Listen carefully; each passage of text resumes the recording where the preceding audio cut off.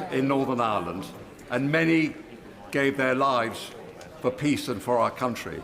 Does the Secretary of State agree with me that they deserve a permanent memorial, not some of them to be prosecuted? Yeah. Well, as I indicated in answer to the earlier question, there is that memorial already at the National Memorial Arboretum. There are other places in which the service and sacrifice of those who served the state is recorded, including the RUC Memorial Garden that I've had the opportunity to visit, and it was an extremely moving occasion as one looks at all of the names and remembers the huge sacrifice that all of those people made in defence of freedom in Northern Ireland. Before I come to Prime Minister's questions, may I extend a warm welcome to the President of the National Council of Slovak Republic and his delegation, who are with us in the gallery today. And may I also welcome the new Chief Minister of St Helena. We now come to questions to Prime Minister Kit Malthouse. Number one. Prime Minister. Mr. Speaker, let me start by congratulating Scotland on their magnificent victory last night, qualifying for the World Cup for the first time since 1998. I didn't realise you were all Scottish MPs, Prime Minister. Mr. Speaker, they qualified with fantastic goals, including a cracker from former Arsenal player Kieran Tierney, who was always a great a favourite with the fans.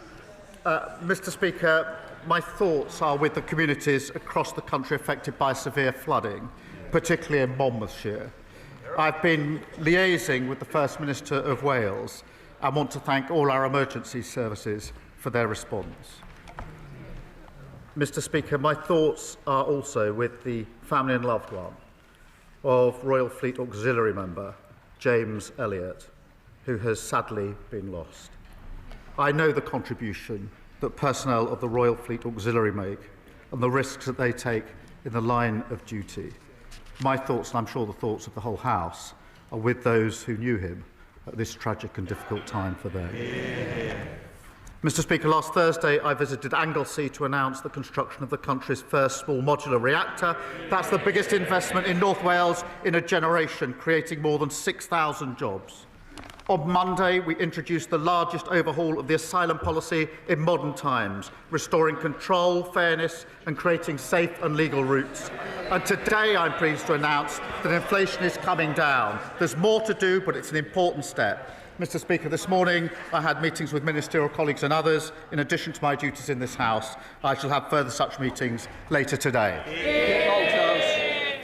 Mr. Speaker, many of us are becoming concerned that technical or procedural manoeuvres outside of this House may be used to prevent Parliament reaching a decision on the terminally ill adults bill. Now, the government is neutral on the bill itself, but I presume it's not neutral on the issue of democracy or the primacy of this chamber. So could the Prime Minister please reassure the House that the decision of elected members, and indeed the wishes and hopes of the vast majority of the people we serve, will not be frustrated in this way? Prime Minister.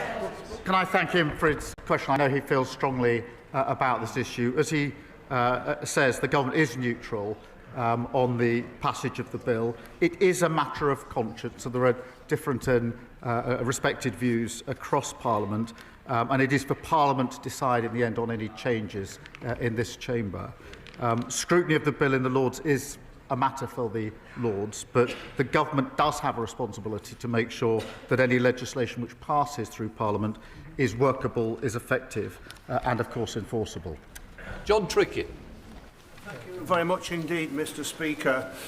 And the party opposite in government said that they would level up the country, but in fact they left the country divided. Austerity, deindustrialisation, stagnant wages, all took the heart, ripped the heart out of mining communities like the ones I represent. Everywhere you can see the legacy which the party opposite left. And how can it be right that the hard-working, loyal people in my constituency earn £400 a week or £20,000 a year less than people who live in Kensington? So will the Prime Minister now declare that it is the government's moral purpose to eliminate economic injustice, starting with the budget next week, announcing massive investment in the north and wherever else poverty and low pay raising its head. Well, can I thank him for raising this important issue, because they laugh, but working people paid a very heavy price for 14 years of economic failure. Austerity damaged the economy and decimated public services. A botched Brexit deal stifled growth, and the reckless borrowing on the mini-budget saw mortgages and the cost of living soar. He's right to raise this issue. We're determined to tackle inequality. He'll be pleased to know that under this government wages are up, but we need to do more. We've had a pay increase for the 3.5 million lowest paid, and the Chancellor will deliver a budget based on Labour values. Kemi Badenoch, Leader of the Opposition. Thank you, Mr. Speaker. And can I associate our side of the House with the remarks the Prime Minister made about James Elliott? Can the Prime Minister tell us why his government is the first government in history to float increasing income tax rates only to then U-turn on it all after the actual budget? Prime Minister. I'll inform you the budget's actually next week rather than after the budget. It's only got 1 week to go. But I can tell her it'll be a Labour budget, Mr. Speaker, with Labour values. That means we will concentrate on cutting NHS waiting lists, cutting debt and cutting the cost of living. And because of the decisions we've already made, inflation is down this morning. The Bank of England have upgraded growth. We've got a record £230 billion of investment into this country under this government. Mr. Speaker, he says the budget is next week, but we read all about it in the papers. This is the first budget to unravel before it's even been delivered. The Chancellor's cluelessness, I'm afraid, is damaging the economy now. The Prime Minister needs to end this shambles. So can he confirm today that he won't break another promise by freezing income tax thresholds? Mr. Speaker, the budget is 1 week today and we will lay out our plans. But what we won't do, Mr. Speaker, I've said what we will do in terms of protecting the NHS and public services. What we won't do is inflict austerity on the country as they did. It's caused huge damage. What we won't do is inflict a borrowing spree like Liz Truss did, also inflicted and did huge damage. Mr. Speaker, have they learnt anything? She's apparently got a golden economic rule, I think. So it's a very important rule, this golden rule. That there's this £47 billion of cuts with no detail. No wonder the Institute of Government says they're on very shaky foundations. They haven't listened and they haven't learned. Mr. Speaker, it is quite clear that they are going to freeze thresholds. We didn't get a clear answer from them, but this is really important. Because in her budget speech last year, the Chancellor said, and I quote, "I am keeping every single promise on tax that I made in our manifesto. So there will be no extension of the freeze in income tax and national insurance thresholds." Why was freezing thresholds a breach of the manifesto last year, but it isn't this year? Mr. Speaker, every week she comes along and speculates and distorts. Last year, Mr. Speaker, last year they predicted recession. And what did we get? The fastest growing economy in the G7 in the first half of the year. They opposed NHS investment, and what do we get? 5 million extra appointments in the first year of a Labour government. They tried growing the economy with millions on NHS waiting lists, with our schools crumbling and holes in our road. It didn't work. What do they want to do now? Go back to the same failed experiment.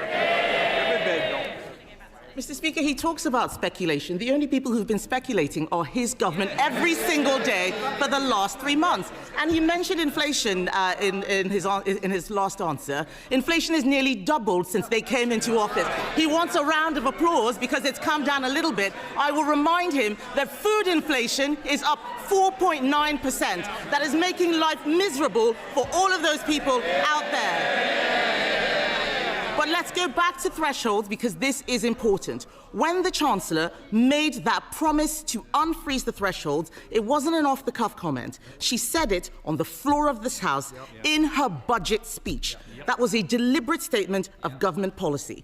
So if she breaks such a clear promise, how can the public trust a word that she says next week? Mr. Speaker, she talks about inflation. It went to 11% on that. 11%, and the country is still paying the price. Inflation is down this morning, wages are up, and we've had 5 interest rate cuts, and that's because our fiscal rules are ironclad. And the Leader of the Opposition and the party opposite have no credibility on the economy. She was Treasury Minister during the worst decline in living standards on record. And she said that Liz Truss got the mini-budget 100% right. Not much room for flexibility there. 100%, that's pretty full marks, Mr. Speaker. She might want to tell us if that's still her position, 100% right for Liz Truss. Mr. Speaker, I was Treasury Minister at the height of the pandemic. We cleaned up that mess. Maybe he could clean up some of his own mess. And I'm going to repeat what the Chancellor said, because it's quite clear that the whole front bench has forgotten. She said, "I have come to the conclusion that extending the threshold freeze would hurt working people. It would take more money out of their pay slips, and yet that's what they're planning to do next week." And all of this speculation is having real-world consequences. Just this morning, the UK chair of ExxonMobil said, and I quote, "The government needs to understand that the whole industrial base of the UK is at risk unless they wake up and realise the damage their economic policies are doing." Mr. Speaker, can the Prime Minister tell us, is the loss of UK industry the price the country has to pay for having a clueless Chancellor? Mr. Speaker, let me just say about ExxonMobil, it is a difficult time for the workforce there, and we must focus on supporting them. We've been meeting the company for over 6 months and explored every possible reasonable avenue. They've been facing losses for the last 5 years. It's best to do the detail before you chunter. And they're currently losing £1 million a week. But she talks about policy and approach. On energy policy, she follows reform. On the European Convention, she follows the man who wants her job. And when her shadow minister said we should deport people lawfully here to achieve cultural coherence, she pretended that it didn't happen. I could go on. She was the Trade Secretary that didn't sign any trade deals. Cheerleader for the mini-budget, cheerleader for open borders, and when they were crashing the economy, botching Brexit and running down the NHS, she was right at the centre. She hasn't got an ounce of credibility. Mr. Speaker, on energy policy, what we are doing is listening to industry. What happened, I had a round-table... Ms. Slinger, please. We don't want to have to sling you out. Mr. Speaker, just this morning, we heard from the chair of one of our largest energy companies. Last week, I had a roundtable with energy companies, and what they had to say about this Prime Minister and his energy secretary is unprintable. They are absolutely furious. Our oil and gas industry is dying, and he's standing there saying he had meetings. People out there are struggling, Mr. Speaker. The budget chaos is causing real anxiety. People aren't buying houses, businesses aren't hiring, and they are cancelling investment decisions. 2 weeks ago, the Chancellor called a ridiculous press conference to blame everyone else for her having to raise income tax. Then last week, she U-turned on her own U-turn. Instead, we can see they're planning to freeze income tax thresholds, something she said last year would be a breach of their manifesto. They are making it up as they go along. Doesn't the country deserve better than government by guesswork? Mr. Speaker, either we renew our country with Labour or we go back to austerity 2.0 with reform of the Tories. They left waiting lists at record highs. Almost 1 million more children in poverty, and they wrecked our public services. She comes here to talk down the country. We're turning the page. More NHS appointments, free breakfast clubs, free childcare, more homes and better public services. That's what we're fighting for, a Britain built for all.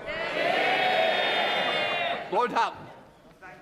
Mr. Speaker, standing in the heart of Weymouth, the Rectory is an iconic building. Formerly a theatre, once a bustling cinema, and then a popular pub as well. And yet, for more than a decade, this building has stood empty. We want to turn this building into a thriving centre for arts and culture, hosting exhibitions and celebrating everything that makes Weymouth unique. So will the Prime Minister work with me and all the key players on the ground to revitalise the rectory and reopen this fantastic building for our town? Prime Minister. Well, my honourable friend is a brilliant champion for South Dorset. And he's right to champion revitalising our high streets. The Minister for Heritage would be delighted to discuss how we can get this iconic building reopened as he wants. I'm pleased that Weymouth secured £20 million in Pride in Place funding, giving his community the power and resources to make a real difference to people's lives. Sir David, Leader of the Liberal Democrats. Thank you, Mr. Speaker. Can I associate myself with the Prime Minister's opening remarks? And can I also join with him in congratulating Scotland on their amazing win against Denmark and wish them well in the World Cup? And can I also say I hope Wales soon qualifies to join England and Scotland? But Mr. Speaker, every year there are more than 300 suicides related to problem gambling. It affects hundreds of thousands of families, tearing them apart. Meanwhile, online gambling firms are taking in record revenues of over £7 billion a year. Now, ITV News are reporting that one of them, Sky Bet, is moving its headquarters to Malta so it can save tens of millions of pounds in corporation tax. Does the Prime Minister agree with me that it's time that we tax them on their UK profits so these online gambling firms don't escape wherever they are registered for tax? Prime Minister. But can I join him on wishing Wales well and Northern Ireland? I'd like to see all four nations in the finals. But look, he raises the really important issue of suicide, and it's Men's Health Day, and it is really important. And I think the whole House would want to work together on anything that can prevent suicide. I think if all of us think about individuals we may know who lost their lives through suicide, it's something that touches almost every one of us and all of our families as well. We will, of course, look at the link between suicide and gambling and take whatever measures we can to reduce suicide. It's a very important issue. Sir David. For his reply, and we look forward to the government coming forward with action on that. On another domestic matter, Mr. Speaker, next to the River Cherwell in Oxfordshire, a field is now covered in an enormous mound of rubbish, 150 metres long and up to 12 metres high. The water is now lapping against the waste and carrying it into the river. It's just one of many sites, Mr. Speaker, where organised criminal gangs are illegally dumping their waste onto our countryside and getting away with it. This is a shocking environmental emergency. So will he instruct the Environment Agency to clean it up now? Firstly, these are utterly appalling scenes. Utterly appalling. A criminal investigation, as he knows, is underway, and specialist officers are tracking down those responsible. The Environmental Agency, in answer to his question, will use all available powers to make sure that the perpetrators cover the cost of the clean-up, which must now follow. We have boosted the Environment Agency's budget for tackling waste crime by 50%, given councils new powers to seize and crush fly tippers' vehicles, and lawbreakers can now face up to 5 years in jail. Dominic. Thank you, Mr. Speaker. Immigration is the #1 issue on doorsteps of Bristol North East. Most people will ask me about it. They want a firm, but also a fair approach, but have been let down over many years. Controlling our borders and knowing who comes is essential, not least to integration.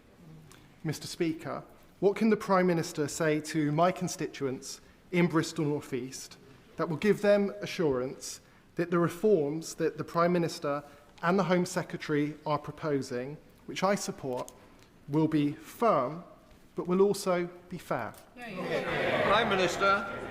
I'm proud, Mr. Speaker, to lead an open, tolerant, generous country. To maintain that principle, we must restore order and control, fix the utterly broken system left by the party opposite, and end the division that others seek to exploit. That does include creating safe and legal routes recognising those who contribute, integrate and strengthen our society, while at the same time reducing illegal arrivals and removing those with no right to be here. That is a fair, progressive system that meets modern challenges. Jim Allister. Mr. Speaker, the governments of France, Germany and the United States have all extracted from Libya compensation for their citizens who were affected by Gaddafi-led terrorism across the world.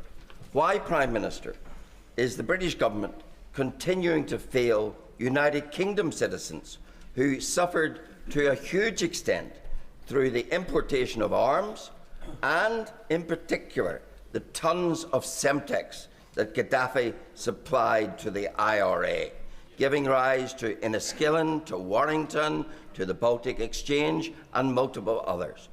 Why is no compensation being extracted from Libya for our citizens when it can be done for others? And will the Prime Minister at least meet representatives of the almost forgotten but still campaigning families for those affected by Gaddafi's terrorism?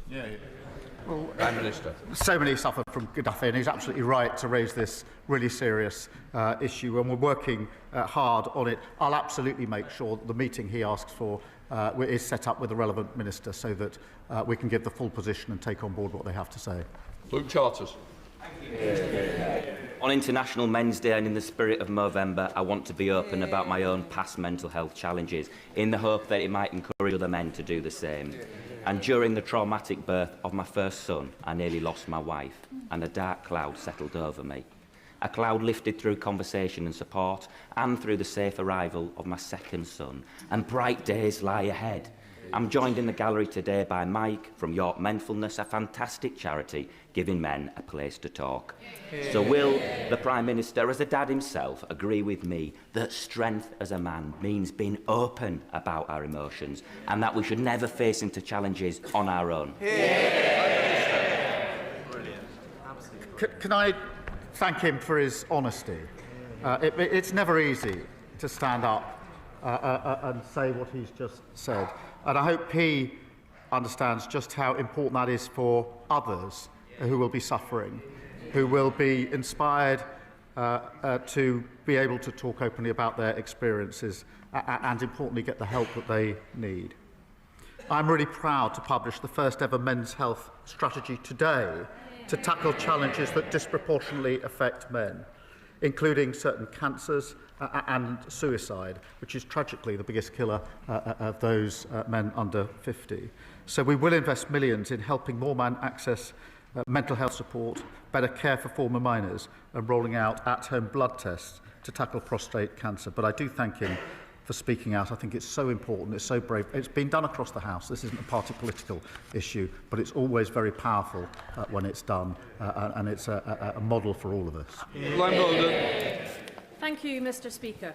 Given the government's desire to improve educational outcomes and the well-being of our children, it is ignoring the elephant in the room. This morning I hosted a really powerful round table with 3 secondary head teachers who spoke about the transformational effect that a complete ban on smartphones in their schools had had. Improved behaviour, increased focus, far fewer safeguarding issues, and most importantly, happier children. But for them it has been really hard won, and it's sunk a huge amount of time. So will the Prime Minister tell me and the thousands of head teachers out there who are crying out for this change why his government won't back them with a ban on smartphones in schools? Prime Minister. I thank her for a question. It's a really important question. I've got teenage children in secondary school, and I know it's an issue of concern to parents and teachers. The reality of the statistics are that the vast majority of schools already ban smartphones at school. They allow children to bring their phones to schools, but they ban them in school time in lessons. Of course, we will always keep this under review. We've got to take steps that will be effective. I agree with the sentiment of what she's putting to me. We need to deal with it effectively. Andrew Peggs. Thank you, Mr. Speaker. One of the worst legacies of the last Conservative government was the collapse in apprenticeships for young people in places such as Peterborough, shutting a generation out of opportunity. Mr. Speaker, my city is determined to turn that around, with places like Peterborough College, like many of our colleges, leading the charge. Whilst I welcome the government's reform, I still speak to too many young people who can't access the training they need to rebuild Britain. Will the Prime Minister set out what more we can do together to ensure Peterborough's young people get the good jobs and apprenticeships they deserve? Prime Minister. Well, I thank him. His dedicated campaign means Peterborough has one of the first youth guarantee pilots in the country. Mr. Speaker, we inherited an awful situation where almost 1 million young people were not earning or learning. We refuse to accept that. That's why we're delivering the new youth guarantee, investing a record £3 billion into apprenticeships and increasing the national minimum wage for 16 to 20-year-olds. The reform and the Tories say the minimum wage is too high. They're totally wrong. We're going to focus on every young person to give them the chance to succeed. Thank you, Mr. Speaker. Whilst the Labour front bench continue to peddle their own form of dog whistle politics, Reform UK...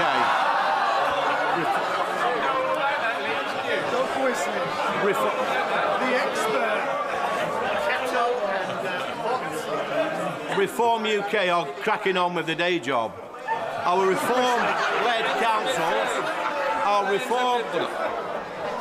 Can I just say, you might say it's the way he tells them, but it might be worse, it's the way I tell them. Lee Anderson. Thank you, Mr. Speaker. Our reform-led councils have already identified savings of over £330 million in the first 6 months. And the Prime Minister may shake his head propped up by these gullible backbenchers, but here's the challenge. Will he ensure that all the cancelled elections from this year and the proposed local elections for next year will go ahead in May 2026? Go on, be a man. I didn't realise he's quite so good at stand-up comedy. Mr. Speaker, he talks about dog whistle. Last week, his leader said he didn't have time to condemn the racist comments of his fellow MP for Runcorn. He also said he didn't have time to condemn his party calling children in care evil. He didn't have time. I wonder if he can ask his leader next door to him whether he's got time for his explanation for the stories in today's papers.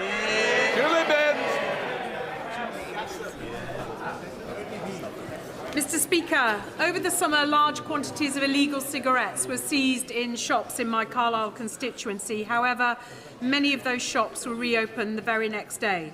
Does the Prime Minister agree with me that we have to make it easier for these shops to be closed down permanently so we put out of business forever these criminal networks? Prime Minister. Can I thank her for raising this?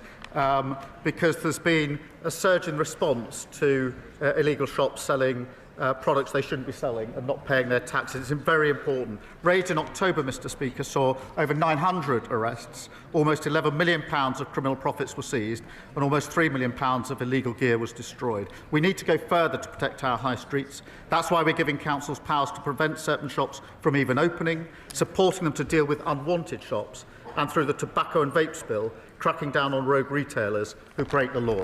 Josh Barbara. Thank you, Mr. Speaker. Eastbourne resident Pam was given a cheque for £125,000 by her terminally ill partner, which she went on to cash in. But an error by the bank, Barclays, meant that only £125 was deposited. Barclays admitted the error and then said that they will compensate her for £250 for the inconvenience caused. What? Will the Prime Minister work with me to ensure that Barclays Bank pays Pam the compensation that she needs and deserves? And while we're here, will he commit to imposing a windfall tax on the banks like Barclays on their excess profits to bring bills down for residents struggling? Prime Minister. The case of his constituent Pam is staggeringly bad, absolutely terrible. If he could provide me with the full details of it, I will make sure that the government joins him in doing whatever we can in relation to his constituent. And before I sit down, may I take a moment to send my warmest congratulations to the honourable member on getting engaged, I think, on Thursday. The proposal, I think, was right here in Parliament. You never know what you might find in this dispatch box. But on behalf of my party, and actually I'm sure the whole House, can I wish him and Connor a lifetime of happiness. Connor Naismith. Thank you, Mr. Speaker. Crewe railway station is the gateway to the north and indeed the shop window for my constituency, with an average annual footfall of 4.5 million people. I am working with Cheshire East Council on ambitious plans for Crewe 360 to deliver much needed investment into the station and into the land around the station, and we want to adopt the Railway Industry Association's Station Investment Zone proposals, which could deliver much needed improvements in transport, housing, regeneration and economic growth. Does the Prime Minister agree with me that Crewe would make a perfect pilot for these proposals, and will he agree to work with me to bring government departments around the table so that we can make these plans a reality? Well, I thank him for his question. Because of our actions, Mr. Speaker, house building near stations like Crewe will now be a default yes. That means tens of thousands of homes delivered far sooner for families with great transport links as standard. I'll make sure that he meets the relevant ministers to drive forward growth. Every step we've taken to deliver more homes has been opposed by the parties opposite. They're the blockers. Labour are the builders. Thank you, Mr. Speaker. Mr. Speaker, it is an open secret that the gig economy is a magnet for organised crime and illegal workers. As Christmas approaches and demand increases, so do the associated risks. Will the Prime Minister please explain why enforcement in this area is so low and what he will do to restore order?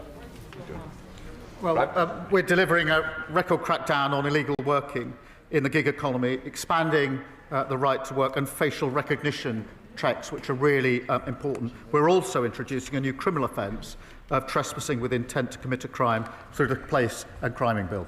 Thank you, Mr. Speaker. Based on their reactions, or remember that every day I see the cost to my constituents in Bournemouth West of years of cuts to public services. Youth services gone, neighbourhood policing decimated, no NHS dentist appointments. So can the Prime Minister confirm there will be no return to austerity under this Labour government? I certainly can. But the austerity that they imposed on the country destroyed our public services, and we're still paying the price. We'll be cutting waiting lists, cutting the debt and cutting the cost of living. Fair choices to secure Britain's future, not a return to the failure of the party opposite. Jack Rankin. Thank you, Mr. Speaker. The Prime Minister has expressed sincere regret for appointing David Cogan to the Independent Football Regulator. Will he now put on record the full amount Mr. Cogan has donated to his leadership campaign and his party, any hospitality he's received, and whether he declared these interests before appointing him? Prime Minister. They were all declared properly. Not the amount. Mr. Speaker, this Friday we commemorate the 51st anniversary of the Birmingham pub bombings, in which 21 people lost their lives in what is still the largest unsolved murder in our history. The families do not believe that the approach set out by the government will discover the truth and that only a public inquiry will do. Can we now have the meetings in order to hear the families' concerns direct and agree an approach that will command not just confidence but will find the truth of who bombed Birmingham? Prime Minister.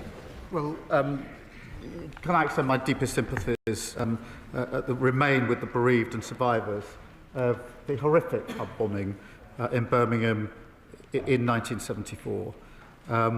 We do believe the most appropriate route is through the Independent Commission for Reconciliation and Information Recovery, but Honourable Friend has raised this issue directly with me, and of course I'll make sure that the relevant meeting is set up so that he and the families can put their point of view for us to consider.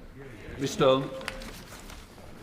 Speaker, you and the Chamber will be well aware that I represent the biggest and most remote constituency in the UK. And I'm bound to say, Mr. Speaker, that in it, bank branches are becoming rarer than sightings of the Loch Ness Monster. We have no banks at all in the huge county of Sullivan.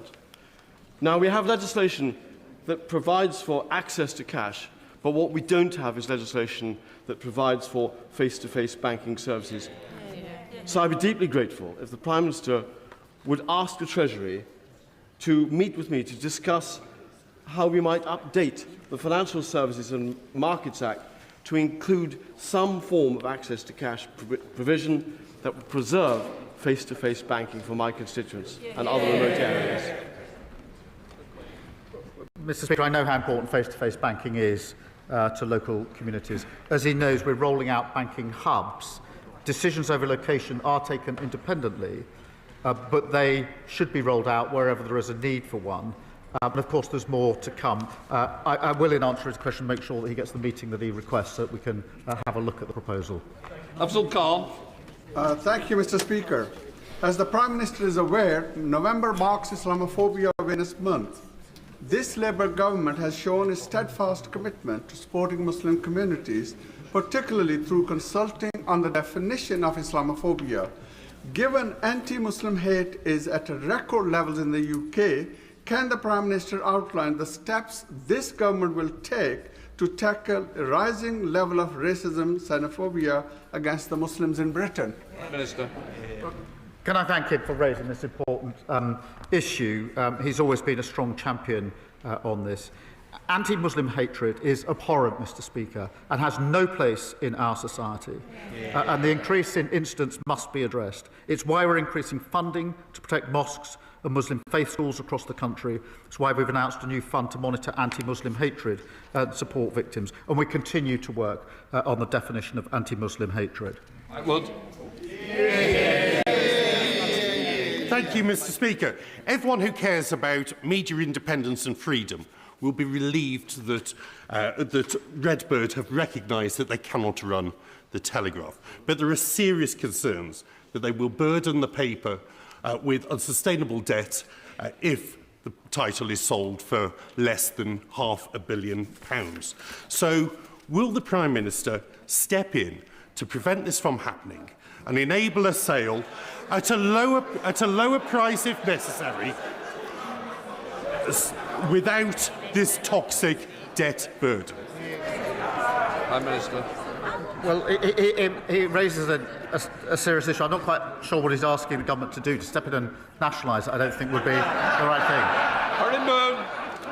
Whereas, Mr. Speaker, on the 5th of March at the dispatch box, the Prime Minister said these words: "We do recognise Cornish national minority status, not just the proud language, the history and the culture of Cornwall, but its bright future. Since then, I've repeatedly asked ministers for Cornwall's unique place on this island to be recognised through devolution. When the devolution bill comes back to the House next week, will the Prime Minister help me explicitly enshrine Cornish devolution and Cornish national minority status in that bill?" Prime Minister. Can I thank him for his question? Of course, he has raised this issue with me on a number of occasions already. He's a great champion for Cornwall. We will ensure that Cornwall's national minority status is safeguarded in any future devolution arrangements. We have provided £500,000 to support distinctive Cornish culture, including the Cornish language. Sir David. The Prime Minister knows that last week 9 four-star generals made plain that yesterday's Northern Ireland bill is doing harm to the British Army already. Most acute damage is being felt by the Special Air Service. It's already affecting their recruitment, their retention, their morale and their operational effectiveness. As a result, lawyers acting for the SAS Regimental Association have sent a letter before action to the Secretary of State for Northern Ireland. I know of no precedent for this in the entire history of the British Army, and it's because it's so important. It reflects how important it is. So can I make a plea to the Prime Minister? Will he involve himself personally to make sure that 60, 70, 80-year-old soldiers who have carried out actions which most of us would view as heroic are not persecuted in the coming years? Because now it's a matter not of national security, but of national honour. Can I thank him for his question and reassure him on the protections that he seeks for veterans, because it is a very important issue and he's continually and rightly raised it. There will be protection from repeat investigations, so the Commission doesn't go over old ground without compelling reasons. There will be protection from cold calling and protection in old age, so that elderly veterans are respected. And those who do contribute to the legacy process will have a right to anonymity, a right to stay at home to give evidence remotely, and a right to be heard through the Commission. That is the work that we're doing, and I'm happy to discuss it further with him. To end on the subject, no doubt we can expect is Scotland's victory total correct. Thank you, Mr. Speaker. When the Prime Minister next meets with the President of the United States, can he ask him if he knows any reasonably priced hotels near the MetLife Stadium in New Jersey, where the World Cup final is to be held?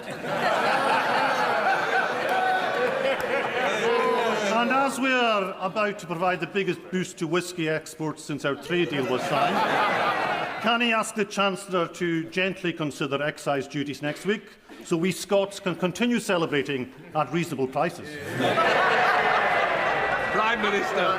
I thank him for his question.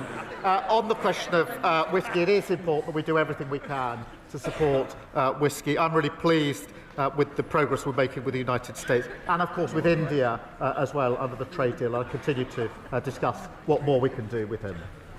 That completes Prime Minister's questions.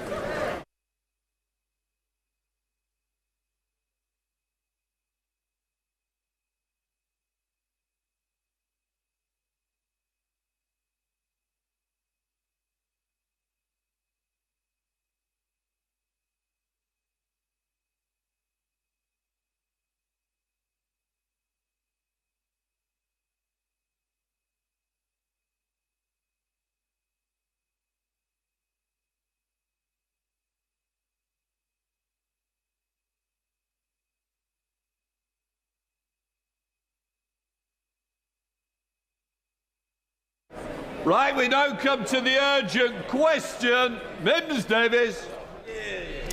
Thank you, Mr. Speaker. To ask the Secretary of State for Wales if she will make a statement on the aftermath of the recent severe flooding impacting Monmouthshire and what support will be made available for those affected. Sorry, Minister. Thank you, Mr. Speaker. My first thoughts are, and those of the Secretary of State, are with all of those people, those businesses affected by the flooding over the weekend. The impact in Monmouthshire has been devastating for local residents and traders, and I know that honourable members across the House will be thinking of them as they recover from this dreadful storm. I'm here because the Secretary of State is in Monmouthshire to thank first responders, to meet the community and thank them for their efforts. She's there with the local member for Monmouthshire, who I know has been supporting her community since the flooding, right across the weekend. I also want to pay tribute to the emergency responders, local residents who've rallied together, and also to thank the Mayor of Monmouth, Jackie Atkin, who's raised a substantial sum of money for the community. As the House will be aware, flooding is a devolved matter. However, the Prime Minister spoke to the First Minister over the weekend and offered the UK Government support with the Welsh Government's response. I know that my ministerial colleague, who's here with me today, has also been in touch with the Deputy First Minister.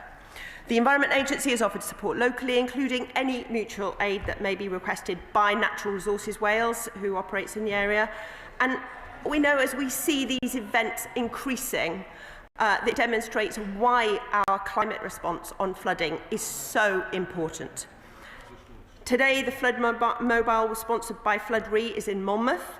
There is a mobile demonstration unit which showcases dozens of property flood resilience measures and techniques which can help keep homes and other buildings safer during a flood. That's reaching out to the community.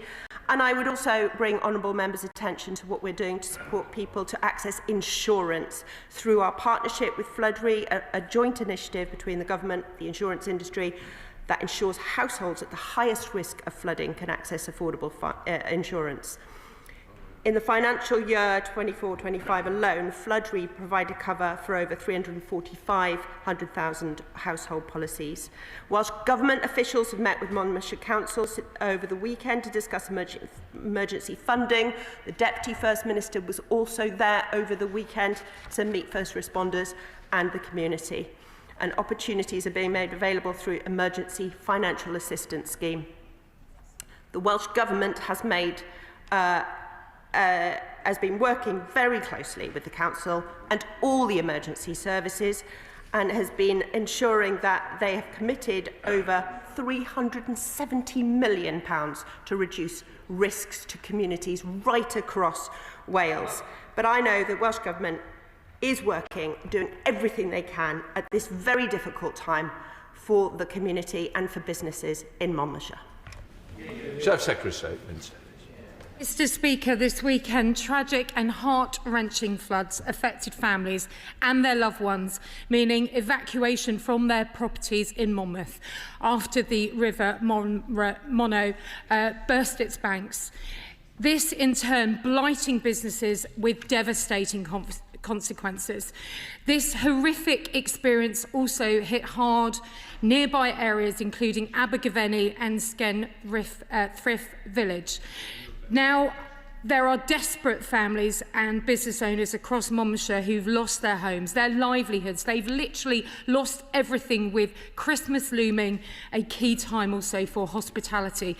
I'd like to also thank the emergency services, all volunteers, many local councillors and the MS Peter Fox. They've done fantastic work around the clock to assist, safeguard and do what they can to help and support those impacted. It is now instrumental, without any delay, and the necessary vital support reaches every single person who's been affected by these devastating floods, so that their longer term needs are also met. Local people report that they don't have any clarity and answers and insight on what to expect beyond the initial rescue and this community kindness. They've been told discussions are ongoing. The First Minister outlined this week in the Senate some support, and the PM also offered support to Monmouthshire. So can the Minister provide details on what exactly practically this means on the ground in the coming weeks? Can the Minister also outline a time frame for when support will reach the people of Monmouthshire and what precisely it will entail? It's reported some insurance companies won't pay as they only meet storm damage, not flood damage. Locals want urgent resources, not endless form filling to the Senedd. They need urgent help now, and for it to be fast-tracked, they say, via the Council. And finally, does the Minister agree with me? Time is of the essence in answering these vital questions to ensure residents' and businesses' anxieties do not worsen. I thank the member opposite, and absolutely she is right. Time is of the essence, and my heart absolutely goes out to all those impacted by this storm over the weekend. It is a dreadful thing to have to go through or see those hard work that you've put in perhaps all your life, and see the business flooded, your home flooded. I can't imagine the trauma and the difficulty that those people are going through. As I said, the First Minister spoke to the Prime Minister. The Prime Minister reached out over the weekend to look at how support can be offered following the flooding. The First Minister has also been very clear in looking at how funding can be provided for those impacted in the least bureaucratic way possible. Look, the nature of that support, you know, we're a few days after that event. The nature of that support will become clear as this clean-up continues, as we see the days go on. We'll be working with emergency services, we'll be working with those impacted.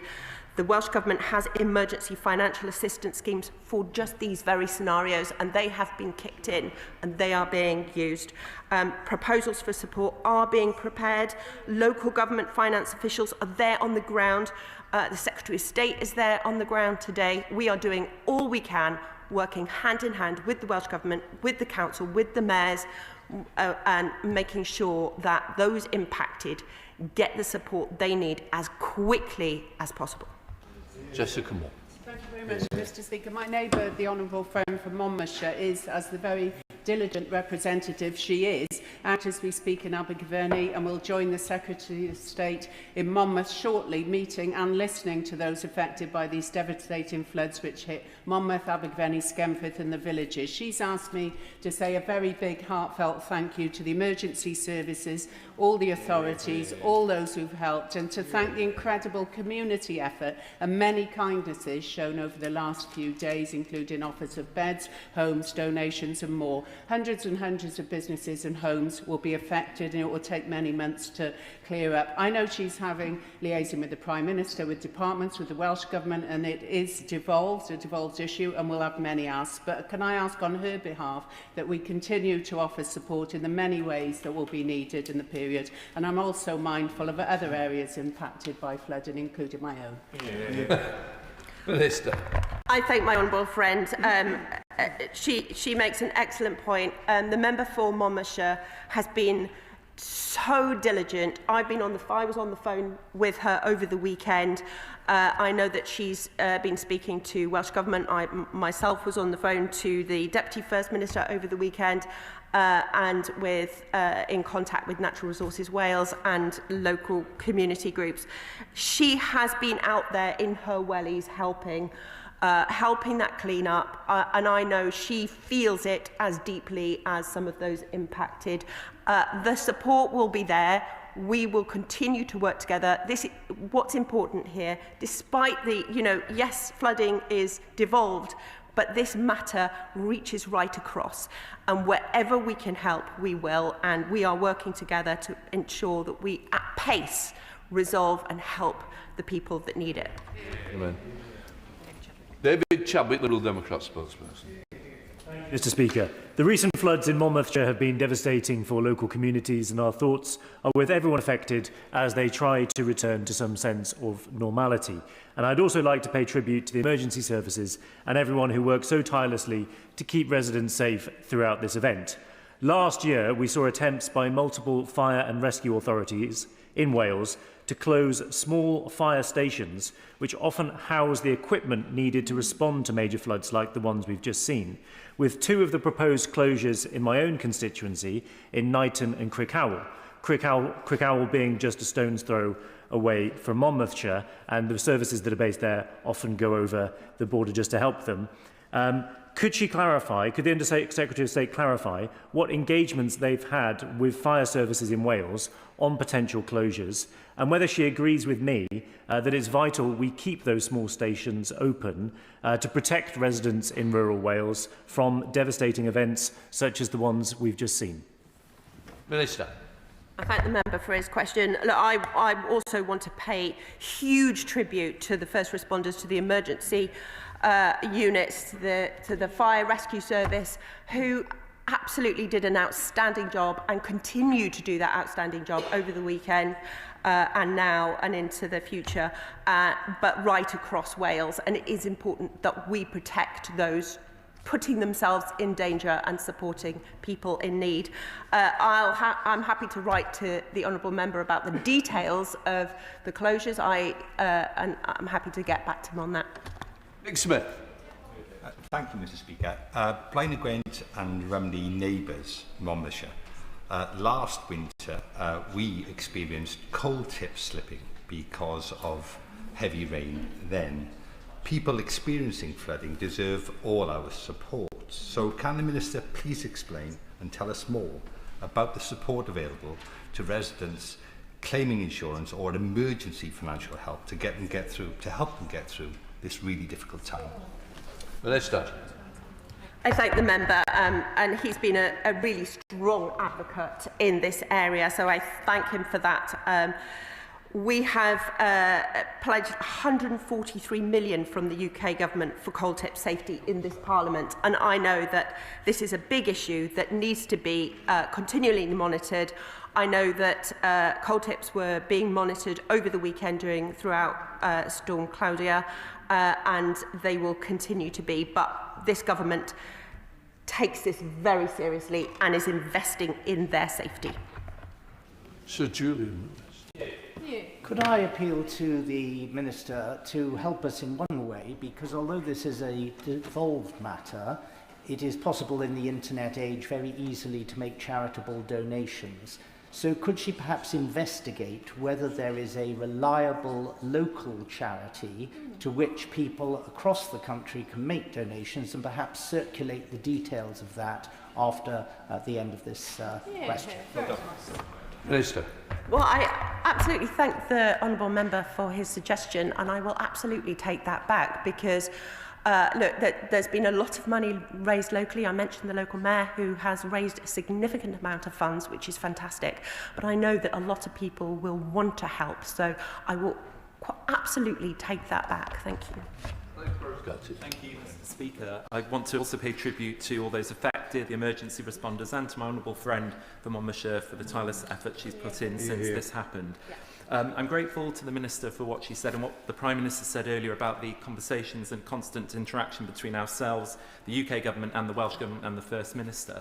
That collaboration between both our governments when there are civil emergencies like this is integral. So will she assure me that those collaboration will continue and that the people of Monmouthshire will have everything they need from us, and we will push the Welsh Government to do everything that they can in order to ensure that those affected get through this crisis? I thank my honourable friend for raising that important point. And yes, collaboration is key. And in situations like this, where speed is of the essence, it is important that we work together quickly, seamlessly. I know my honourable friend, the Minister for Flood and Water, has been in touch with the Deputy First Minister and also with the member for Monmouthshire, and we will all continue to work together to resolve this, to make sure that those impacted get the support and help as quickly and seamlessly as possible. Bentley. I also associate myself with the comments and that the Minister for the Wales Office mentioned, and my thoughts are very much with the people of Monmouthshire as they try to get their lives back on track.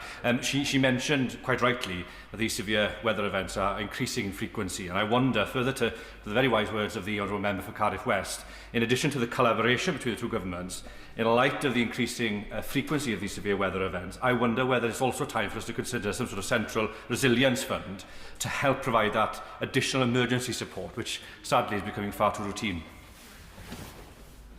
I thank the honourable member, and he quite rightly points out that important link between climate change and increased flooding, which I mentioned earlier. And it is very important to note that we do need that resilience. We do need to build that into communities, to housing, and I know that there is a fund that exists. We're putting that funding in. This government takes it very, very seriously in terms of investing in that, whether that's new builds, whether that's existing builds, whether that's communities at risk, businesses at risk, infrastructure at risk. We absolutely need to ensure with changing weather patterns, increased rainfall and further flooding, we need to make sure our communities, that people across the country are safe.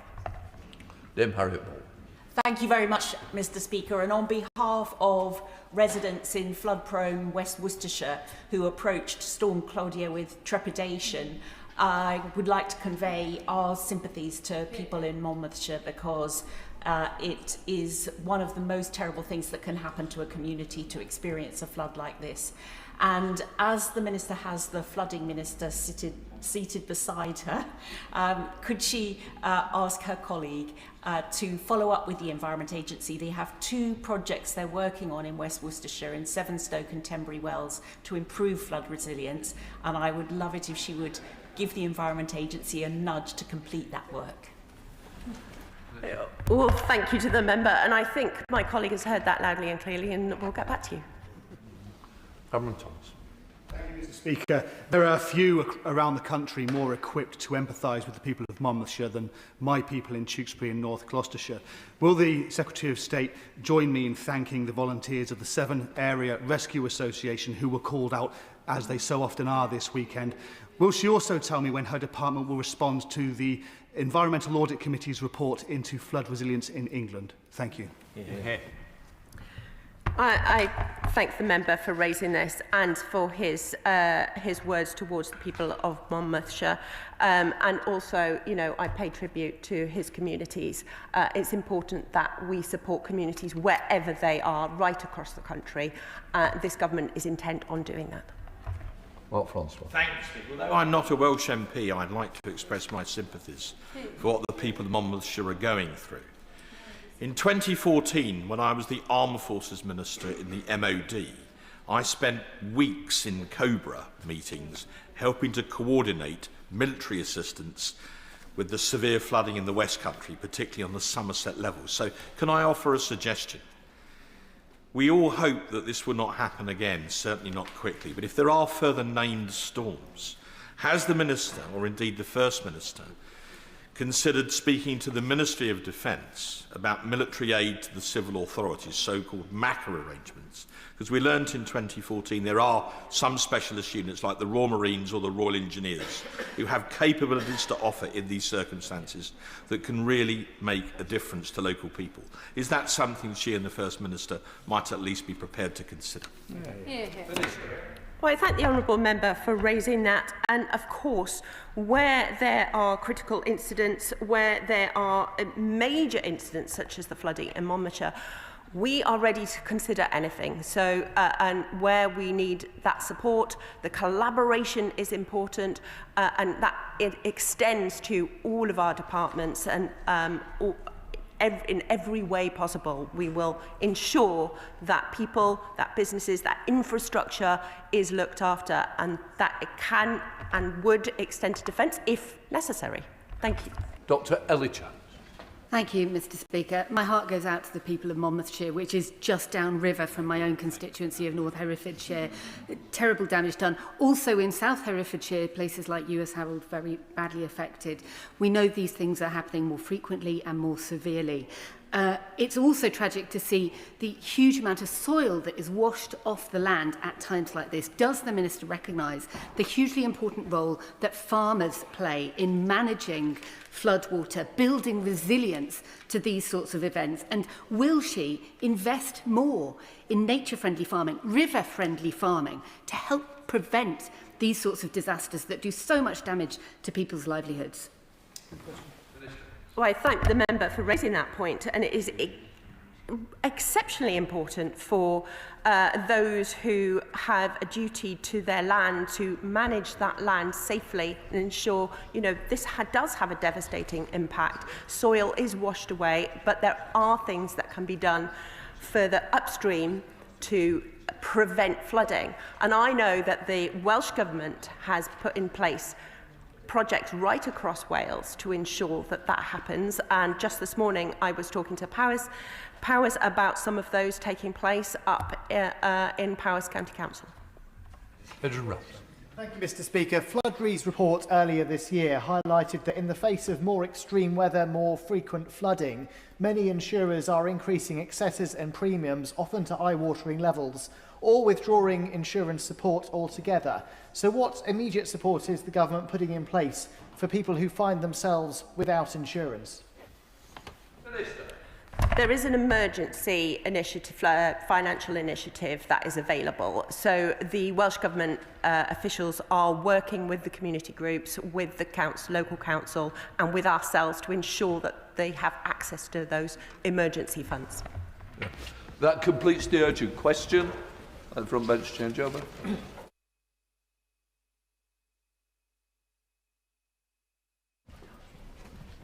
We now come to the 10-minute rule bill. Peter Swallow. Thank you, Mr. Speaker. I beg to move that leave be given to bring in a bill to make provision about the penalties for driving without insurance, to require the Secretary of State to prepare and publish a report containing an assessment of the effectiveness of existing measures of enforcing the law on driving without insurance, and for connected purposes. In preparing this 10-minute rule bill, I've had the opportunity to speak with so many incredible organisations and charities working to deliver better road safety, and right from the outset I want to thank particularly Brake, Protect Young Drivers, the Motor Insurers Bureau, Thames Valley Police and the fantastic Road Safety Foundation, who are based in my own Bracknell constituency.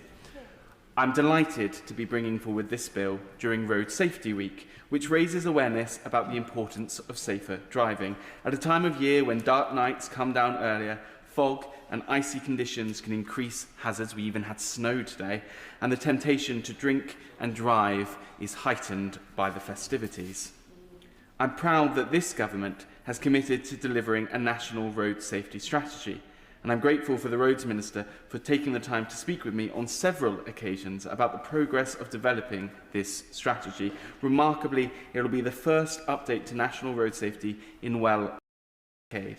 Where the previous government failed to act, we will, because every accident, every death on our roads is a tragedy, and too often an avoidable one. Mr. Speaker, last month I published my road safety report, which captured the real concerns of Bracknell Forest residents regarding road safety in our community. I want to thank the almost 500 constituents who responded to this campaign and shared their views on everything from speeding and antisocial driving to the illegal use of off-road bikes and scooters. I'm honoured to be able to discuss this report here today to ensure that the voices of Bracknell residents are heard and acted upon, making our roads safer for drivers, pedestrians and cyclists alike. Vitally, I've shared a copy of my report with the Roads Minister so that Bracknell Forest's voice can be heard at the heart of the upcoming National Road Safety Strategy. The findings of this report revealed a critical level of concern among residents and calls for tougher action on antisocial driving. The overwhelming issue which residents felt affected road safety was speeding, followed by off-road bikes and e-scooters. Almost 80% of residents either agreed strongly or just agreed that people drive too quickly down residential roads in Bracknell Forest, with similar figures for speeding on main roads. To tackle this, residents agreed there should be more speed cameras and community speed watch initiatives, and called for more appropriate speed limits, speed bumps and more visible police patrols, with police providing more information to local patrols so that residents can see how their concerns are being addressed. The report identifies a clear public mandate for decisive intervention on road safety, prioritising enforcement and infrastructure upgrades. Concerns were also raised about overly bright car headlights, and I'm delighted that the government has already listened on this point and announced further research will be conducted into headlight glare. Residents also supported more action around schools, where there were particular concerns that an accident was simply waiting to happen. I heard about the challenges caused by pick-up and drop-off time, the need for more safe crossing points, and the widespread support for the implementation of school streets. Mr. Speaker, I'm pleased that I've been able to share this directly with the local council and offer them my full support as they work to address road safety around schools. And residents also raised concerns about potholes, which can cause damage to vehicles and lead to unsafe driving as motorists do their best to swerve around them. That's why I backed the government's £3.3 million investment into Bracknell Forest roads this year, with Bracknell Forest Council committing an extra £5 million over 4 years to pothole repair and other road maintenance. When we're designing road safety initiatives, and indeed roads themselves, it's vital that we listen to experts, which is why I want to highlight the work of the fantastic organisation based in Bracknell, the Road Safety Foundation. When I met with the Road Safety Foundation, they emphasised to me how important it was that speed limits reflect the purpose of roads and the vulnerability of those users that they support. By mapping the risk on major roads across the UK, the Road Safety Foundation plays an essential role in driving road safety improvements and ultimately saving lives. Mr. Speaker, let me now turn to the subject at hand, uninsured drivers. Sadly, uninsured driving is all too common. Every 20 minutes, someone is the victim of an uninsured or hit-and-run driver. Every 4 minutes, an uninsured vehicle is seized. And every year, uninsured drivers cost the UK economy £1 billion. A crackdown on uninsured drivers on our roads is essential to improving road safety, as data has shown that those who drive uninsured are often disproportionately involved in road accidents and also more likely to commit offences which put others at risk, such as hit-and-run incidents, speeding and driving under the influence. The economic cost of uninsured driving, which includes compensation for victims, emergency services and medical costs and loss of productivity, is significant. This is a question of fairness. We cannot allow the costs of those who flout the law to be shouldered by honest drivers who are paying hiked premium fees to cover this. Mr. Speaker, I want you to imagine for a second that you were involved in a car accident. Imagine an inconsiderate driver has been going too fast or not paying attention to the road and has crashed into you. You're standing there on the roadside, perhaps injured, your car a write-off. You're feeling incredibly shaken, as anyone would be. But thank goodness you have insurance. Now, Mr. Speaker, imagine you find out that the other driver is not insured. Suddenly, a stressful situation becomes so much worse. The victims of accidents involving uninsured drivers often face delays and complications in securing compensation, which only exacerbates the immense emotional and financial toll on these victims. I recently met with the Motor Insurers Bureau to hear about Operation Drive Insured, a week-long UK campaign with the National Police Chiefs Council that saw police forces increase their operational activity in tackling uninsured driving. This involved identifying and removing uninsured vehicles from the road, as well as an excellent public awareness campaign. During our conversation, the MIB highlighted the need for a real-time database of all uninsured drivers, which would make it easier for police to catch those driving uninsured. At the moment, it's far too easy for criminals to take out fake insurance under assumed names and present that to police on the roadside because insurers don't update the National Insurance Database in real time. Insurers also don't always carry out checks to verify insurers' identities and ensure they have not been disqualified from driving. Mr. Speaker, I've even heard how some uninsured drivers are now using AI to create fake policies when pulled over by the police, making it more difficult for police to clamp down on uninsured driving in real time as they struggle to instantly verify the legitimacy of these documents on the roadside. Those forging or deliberately fabricating such documents through AI or any other means are putting other road users at risk and must face tough sanctions. The Motor Insurers Bureau estimates that there are 1 million uninsured drivers on our roads, a figure which suggests that existing penalties are not providing a serious enough disincentive. A fixed penalty notice for owning a car without insurance starts at just £100, which rises to £300 and 6 points on your licence if you're caught actually driving it. Police also have the power to seize and crush the vehicle. But given the serious consequences that can result from driving uninsured, Mr. Speaker, my view is that these penalties should be increased. Cracking down on the number of uninsured drivers will also help to tackle high insurance premiums, because claims made against uninsured drivers are made through the MIB and ultimately paid for through mandatory annual contributions from all UK motor insurers. If we can reduce the number of those driving uninsured, we can reduce costs for the vast majority of drivers who do the right thing and insure their vehicles. Insurance premiums rose on average by 21% between 2022 and 2024, before falling by around £50 this year. So can I welcome the action the government has taken through the Motor Insurance Task Force to tackle the high cost of driving for the honest many?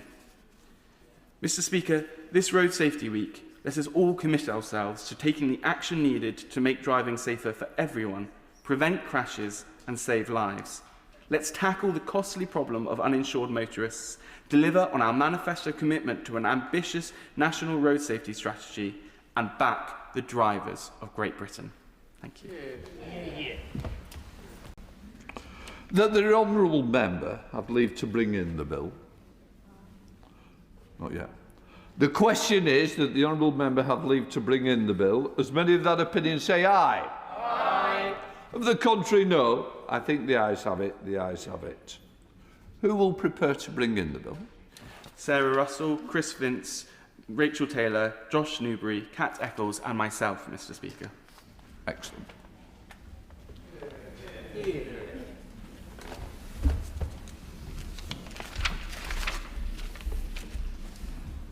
Peter Swallow.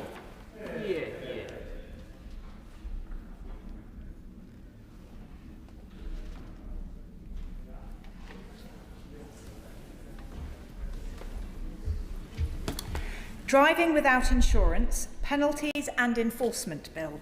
Second reading what day? Friday the 29th of May. Friday the 29th of May. Well done. Programme motion to be point of order. Thank you, Mr. Speaker. I seek your guidance on an important matter of national security. This morning, the Secretary of State for Defence gave a speech on television, I think it was in Downing Street, not in the House, about a very serious incident where he says a Russian spy ship has tried to blind British military pilots with lasers. This is very important. There's been no statement in the House. We've not been briefed. I wonder if you can give any clarification on this matter. It has not been brought to my attention either. What I would say is I hope the Treasury bench is listening. I take it very seriously. Defence of our realm should always come first to this House. And what I would say is that I will always make arrangement for whether it's a Secretary of State to make a statement to this House on very important matters. I can say at this point, it's been heard. Who knows? Let us see. Yesterday, the government reflected and came with a statement late. Let us see if it can be reflected again today on this very important matter. If it was good enough for a TV interview, it's certainly good enough for this House to know. I will leave it at that. Programme motion to be moved formally. Back to move. The questioners as on the order paper as many in their opinion say aye. Aye. The contrary, no. I think the ayes have it. The ayes have it. The clerk will now proceed to read the orders of the day. Border Security, Asylum and Immigration Bill, consideration of Lord's amendments. I can inform the House that nothing in the Lord's amendments... Sorry, I wanted the whip to say now, didn't I? I beg to move. Yeah. I can inform the House that nothing in the Lord's amendment engages Commons financial privilege, which will begin with the government motion to disagree with the Lords in their Amendment 37, with which it will be convenient to consider all other Lords amendments as on the selection and grouping paper. We now call Minister Norris to move. Thank you, Mr. Speaker. I beg to move that this House disagrees with Lord's Amendment 37. The Border Security, Asylum and Immigration Bill has returned to this House in good order. A number of amendments were made in the other place, all but one as government amendments. Throughout the passage of the bill to date, the strength of feeling about the importance of a properly functioning immigration system, which is controlled and managed so that the system is fair and works for the people of this country, has been evident. Proper enforcement and respect for the rules is crucial to that. And as discussed in this place on Monday, the government's new asylum policy statement sets out significant reforms to the UK's asylum and illegal migration system to restore order, control, fairness and public confidence in this system. And that statement builds on the measures in this bill in front of us today, our consideration of which returns our focus to the core objectives of this bill. This bill will strengthen UK border security. It's part of a serious, credible plan to protect our borders, seeing this government work closely with our international partners upstream and in our near neighbourhood. It's a plan that sees this government bringing to bear the powers and impact of the system as a whole under the leadership of Border Security Command against those who seek to undermine the UK's border security. It's a plan that delivers for our law enforcement partners, creating the new powers they need to intervene faster and earlier against more of those involved in serious and organised immigration crime activity, providing for better data sharing and creating stronger intelligence to inform enforcement activity, and a plan that disrupts the sales pitch spun by the gangs who preventing illegal working in sectors not currently required to confirm whether a person's immigration status disqualifies them from working. So to turn to the amendments in front of us today, I'll firstly start with the non-government amendment passed by the other place. Lord's Amendment 37, tabled by the opposition in the other place, is in our view unnecessary. It would mandate the Home Secretary to collate and publish statistics on the number of overseas students who have had their student visas revoked as a result of the commission of criminal offences, the number of overseas students who have been deported following the revocation of their visas, and the number of overseas students detained pending deportation following the revocation of their student visas. Now, it's first worth emphasising, Mr. Speaker, that the government strongly values the vital economic and academic contributions that international students make in the UK. They enrich our communities, including my own, in the city of Nottingham. And the immigration rules provide, though, for the cancellation of entry clearance and permission to enter or stay where a person has been convicted of a criminal offence in the UK or indeed overseas. And where a student's permission is cancelled, as a person without leave to enter or remain, they are liable to administrative removal from the UK, and foreign nationals who commit a crime should be in no doubt that the law will be enforced, and where appropriate we will pursue their deportation. On the specifics of this amendment around publishing data on these topics, the Home Office, of course, already publishes data on a vast amount of migration statistics. I'm not going to be able to say statistics on multiple occasions, I warn colleagues, including information on visas, returns and detention. So the The official statistics published by the Home Office are kept under review in line with the Code of Practice for Statistics, taking into account a number of factors including user needs, the resources required to compile those numbers, as well as the quality and availability of data. And this ensures we balance the production of high-quality statistics against the need for new ones to support the public understanding on migration. However, I want to be very clear from this dispatch box that we recognise there is heightened interest from parliamentarians, from the media, from members of the public in learning more about the number and type of criminal offences committed by foreign nationals in the UK and about what happens when foreign national offenders, what happens to them after they've been convicted and after they've perhaps completed their sentences. We are looking very closely as a Home Department on what more can be done to both improve the processes for collating and verifying the relevant data on the topic of FNOs and their offences, and to establish a more regular means of placing that data into the public domain alongside the other Home Office statistics that I talk about. And when this work progresses, we propose to publish more detailed statistical reporting on FNOs subject to deportation and those returned to countries outside of the UK. And I hope on that basis that right honourable and honourable members will support the motion relating to Amendment 37 in the government's name. I'll now turn to the Lord's amendments that were brought by the government in the other place. And our first set of amendments further strengthens and expands the powers and offences that target organised immigration crime groups. The most significant of these is Lord's Amendment 7, which introduces a new offence that criminalises the creation or publication of material relating to unlawful immigration services online on internet services, including social media and messaging platforms. Such material will be considered criminal where the person knows or suspects that the material will be published on an internet service and has the purpose or will have the effect of promoting unlawful immigration services. And the policy objective, I hope, is clear for colleagues, but it is crucial. That's to tackle the facilitation of organised crime online and to ensure that law enforcement has those appropriate tools to break down organised crime groups' exploitation of the online environment, including social media.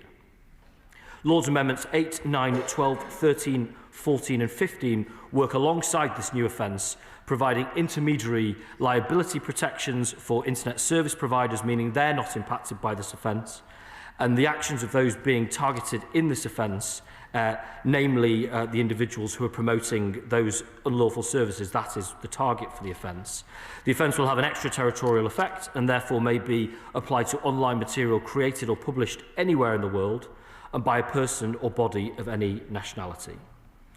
Looking next at amendments to our core immigration crime offences that were set out in clauses 13 and 14 of the bill, which concerns the supply and handling of articles used in immigration crime, Lord's Amendments 1, 2, 3, 4, 10 and 11 enable us to disrupt the actions of not only those who commit offences directly, but of those who facilitate them through the provisions of tools, materials or services. And this is to send a clear and unequivocal message, Mr. Speaker.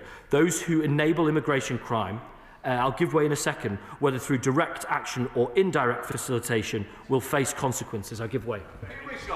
Forgive me, I thought that this bill, when it was introduced, was the ultimate in horrors in their attempt to outdo reform.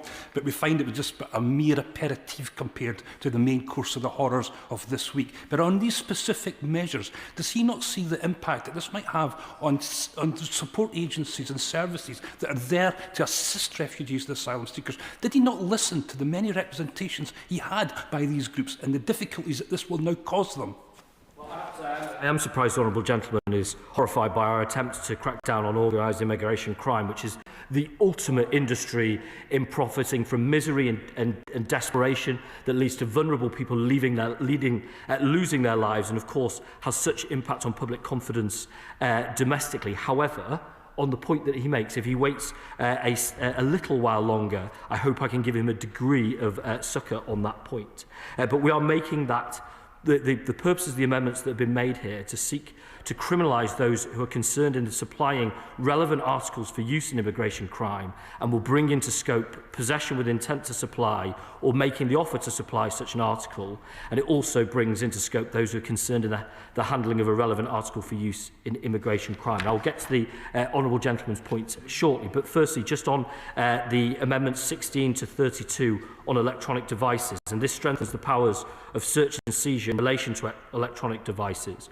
Lord's Amendment 16 seeks to expand the definition of authorised officer to include Police Services of Scotland, Police Service of Northern Ireland and National Crime Agency officers. Lord's Amendment 17 to 32 ensure that these officers have the relevant safeguards, protections and legal clarities when utilising the powers, as well as consequential changes.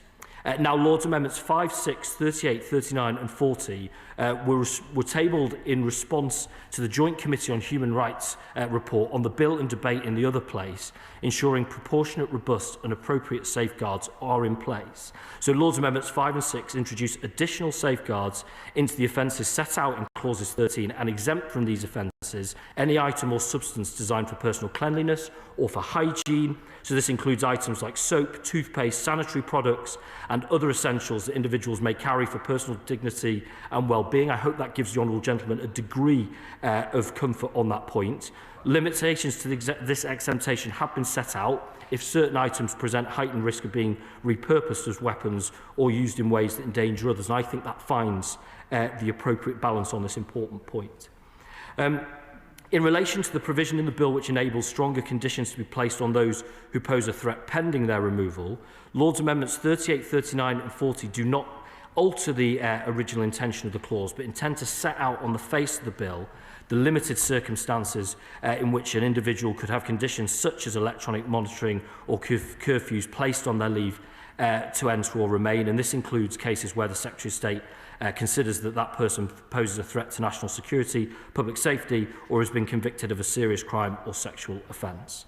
And finally, Mr Speaker, we've made a number of small amendments in the other place which seek to clarify the provisions with which they relate to.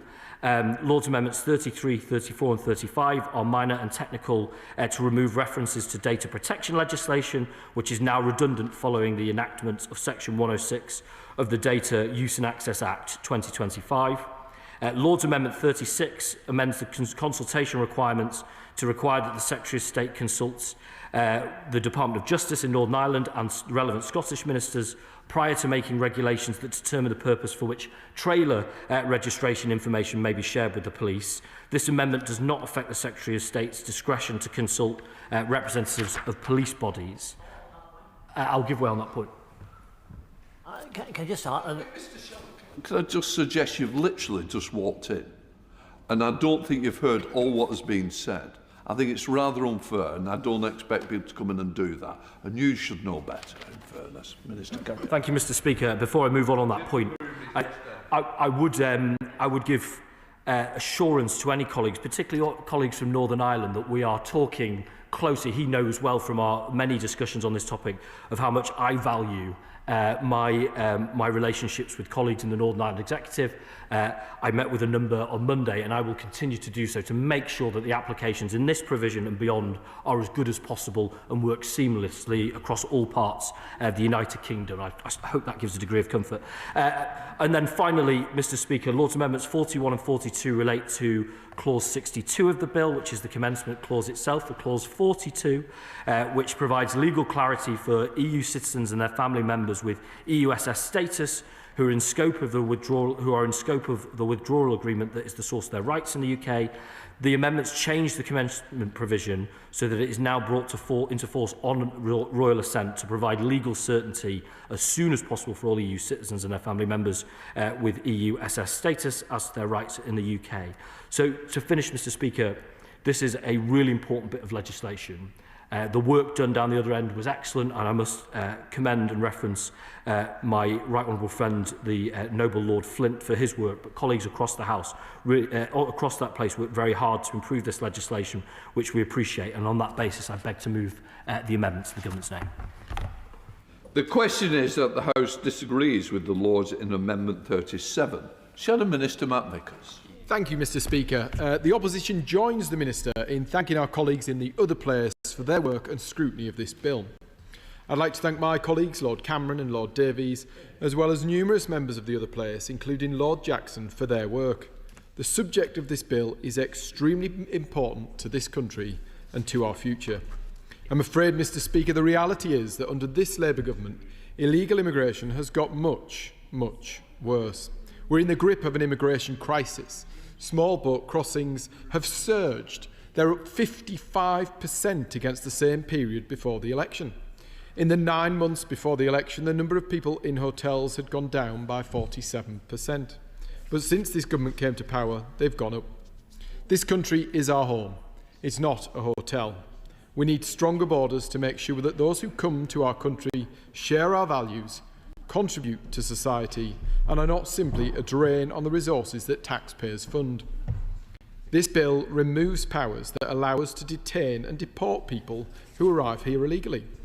It removes powers that allow us to mandate scientific age tests on those who arrive here illegally, claiming to be children. It allows people who break into our country illegally to become British citizens. Those who break into our country should not be allowed to stay. This week, the Home Secretary announced a new plan which she says will tackle the immigration crisis. Lord's Amendment 37 proposes to make transparent one of the key parts of the high immigration that the government says it wants to reduce. Transparency matters for public trust and accountability. Opposition to this amendment is completely at odds with the rhetoric and the action the Home Secretary promised us earlier this week. Once again, the ambition of this bill has been nowhere near as radical as needed to stop these dangerous crossings in their tracks. The government should be using every tool available to control immigration and make our country safer. I appreciate that there are members in this House who question why this amendment is necessary. As my noble friend Lord Jackson said in the other place, when he had sought to obtain information from the government on the number of foreign students who had their visas revoked and had been deported because of criminal activity, he faced a series of non-answers from the department. The minister representing the government during the report stage of the debate acknowledged that without proper information on this and a number of other matters, it's very difficult to have an informed public debate. We must do what we can to mandate a wider array of information to be published. If the government already have this data, then the natural question is, why not publish it? I should also stress that this amendment is not aimed at the vast majority of those individuals who study hard in the UK and contribute to society, but the minority who abuse that privilege. Without this data, how can the public have trust? How can we have a proper debate about the issue of foreign criminals in our country? Records of the number of people arriving in the country illegally and disputing their age was previously published, but has been hidden since the government came to power. Why is that? This week, the government looked like it was beginning to make a start on overhauling our asylum system. The current situation is not tenable. But as is always the case, they're bold on rhetoric and weak on action. Whether it's on economic growth, policing, energy, or here today on asylum, they say one thing and their actions achieve the exact opposite. The Conservative Party will not stand in the way of amendments which give transparency to the public and give greater powers to ministers to tackle the issue of illegal immigration head-on. I say to the Minister, he needs all the powers he can get to tackle our broken immigration system. That's why the Conservative Party will vote against this motion today.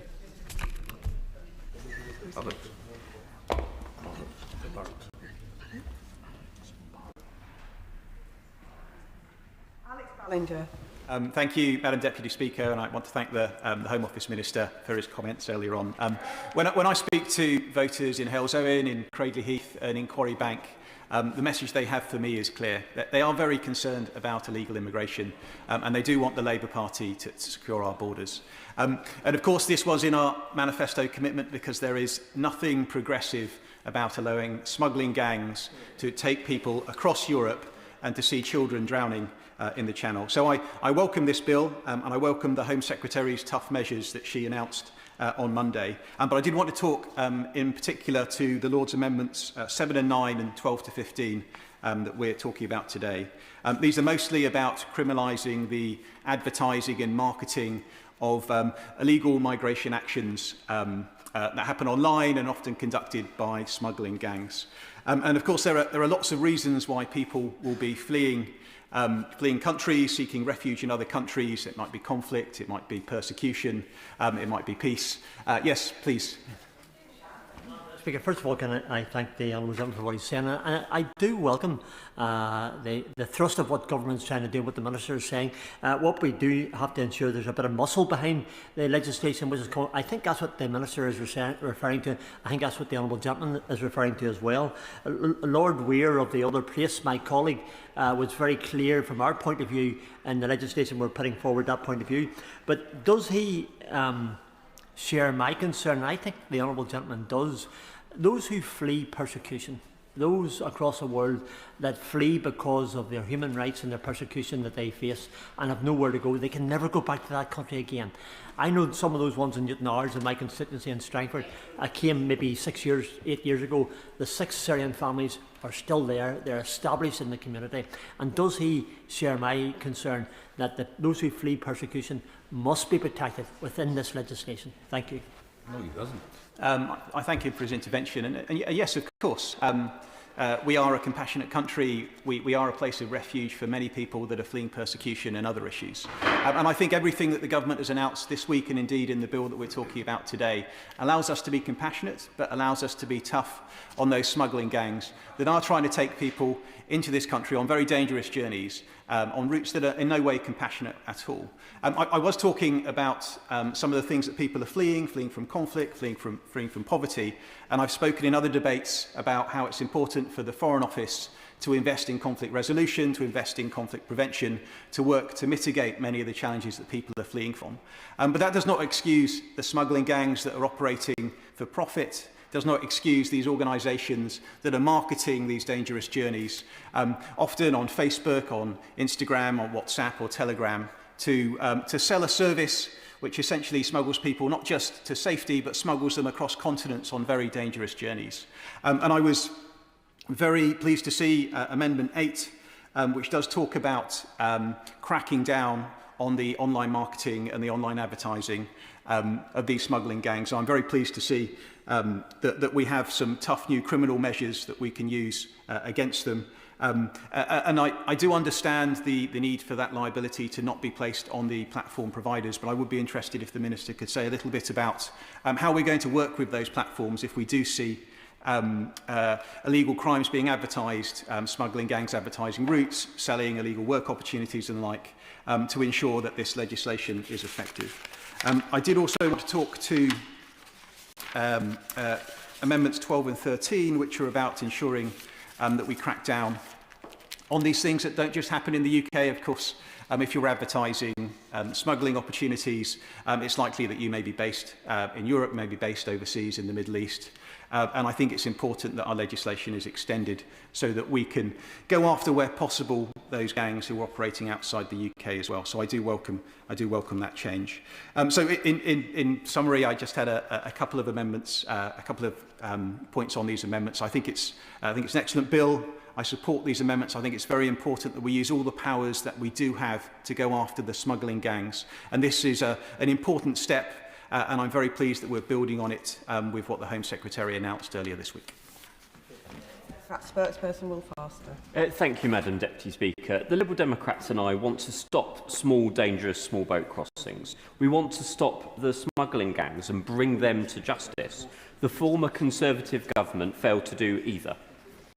My constituents in Woking and people across the country need this government to deliver a compassionate, effective and fair immigration and asylum system. If this government thought that this bill and the amendments were enough to do that, the Home Secretary would not have come to this House on Monday to deliver a statement to announce another raft of immigration packages. I will give way. Very grateful to the honourable gentleman. He, like myself and several others in the chamber, spent hours and hours in committee considering these very measures, only for this week the Home Secretary to come along and trumpet with even more harsher measures. Does he feel like me, that we almost were wasting our time considering things which are only going to be superseded by the Home Secretary? Thank you, Madam Deputy Speaker. And I want to thank my honourable friend from Perth and Kinrossshire for his comments. He and I and others worked really hard on the Bill Committee, proposing humanitarian visa amendments, trying to lift the ban on asylum seekers working, both of which would have made things better for taxpayers here and vulnerable refugees as well. And sadly, we were not listened to then, and we will continue. If I can finish this first response to the intervention first. Sadly, we were not listened to in that Bill Committee. I hope we're listened to if we have the pleasure or unfortunate duty to serve on the next Bill Committee. I believe there's another intervention. Gentleman for giving way. Since we all sat on that Bill Committee, the government has announced a one-in, one-out deal with France, and then this week new safe routes as part of the new package. The one-in, one-out deal, the one-in is a safe route. And the new safe and other safe routes were announced by the Home Secretary this week. So will the honourable gentleman welcome the government's reform to fixing the immigration system, given that's what he's been calling for? Thank you, Madam Deputy Speaker. And I want to thank the honourable gentleman from Edinburgh North, who also had the Edinburgh East, sorry, I've got my compass points wrong, for his intervention. I'm pleased the Home Secretary and his government are finally listening to what myself and others have said for years, that safe and legal routes are really important. However, the one-in, one-out deal that has been announced with France isn't delivering what the government wanted to do. The humanitarian visas and the safe routes that we proposed would have done so. We haven't seen a flood of Ukrainians cross the Channel because we have a genuine safe route for them. We need to expand those initiatives to others. If I may make some progress, Madam Deputy Speaker, there are parts of this bill that the Liberal Democrats welcome, and I assume others welcome as well. But the glaring reality is it is far short of what is needed to keep our borders safe and people safe. The government says this bill gives authorities stronger tools. Some of this is true. For example, clauses 19 to 26 in the committee stage from the government amendments. They give the border force and police further powers to seize electronic devices. I think that's broadly sensible. A report stage government amendment on tightening offences linked to the supply of equipment used by organised crime is also a reasonable step. The Liberal Democrats and I also welcome changes that our peers pressed for in the other place, including the exemption for hygiene products, which came from a recommendation from the Joint Committee on Human Rights, which I know the Minister mentioned. I am grateful for the government for listening in this instance to my colleagues' suggestions on that. The government was defeated in the other place on an amendment that required data collection on overseas students who had visas revoked due to criminal offences. The Conservative amendment doesn't help tackle organised crime or improve border security. I do not believe it strengthens this bill. As such, Liberal Democrat MPs will not be supporting it later today. The government pushed amendments on data sharing, the EU settlement scheme and conditions on leave or bail, many of which tidy up or respond to human rights concerns from the Liberal Democrats. These are fine as far as they go, but they do not change the overall picture. In summary, Madam Deputy Speaker, if the government truly wants to stop small boat crossings, it must work more closely with our European partners. Tough talk at home will not achieve what cooperation abroad can. But this bill and the tabled amendments will not tackle the huge asylum backlog or reduce the hotel bills that this government inherited from the Conservatives. Unless the government supports what we are calling for, this bill will not deliver the safe borders and fairer system that the public expect, and they will remember this at the ballot box. Too late. Alex Ballinger. Chris Merry. Thank you, Madam Deputy Speaker, and I draw the House's attention to my register of interest in the office and the support my office receives from RAMP. It's good to see us making progress on this really important bill, which is utterly essential to what the government is trying to achieve in reforming asylum. Nobody can argue that the asylum system in Britain does not need reform. That is because public trust has been draining from it because of the growth in illegal crossings and the growth in asylum hotels, but also because we have a situation where asylum seekers drown in the Channel because of this vile trade. Only last month, a 1-month-old baby drowned off the British coast. That is unacceptable. And if that amount of children, 14 died last year, if that amount of children were dying in any other circumstances, people would be calling on the government to go hell for leather, do everything it takes to tackle it. We must do the same when these children are asylum seekers. I want to raise a couple of points in relation to amendments, specifically the government amendment number 8, which I strongly welcome. The thing about asylum crossings in the Channel is they are driven by two factors. One is supply, one is demand. Demand is the causes of asylum: war, climate change, conflict, repression. The other side of it is supply, small boats, gangs who will facilitate the crossing, the ability to get over the Channel, the networks upstream funneling them to Calais. And a big part of that is the social media enterprise. Over 10 years ago, I was the Justice and Home Affairs attaché in Paris working on Channel crossings. That was in lorries at the time. We were able to clamp down on that. But the fundamental difference between now and over 10 years ago is the existence of social media.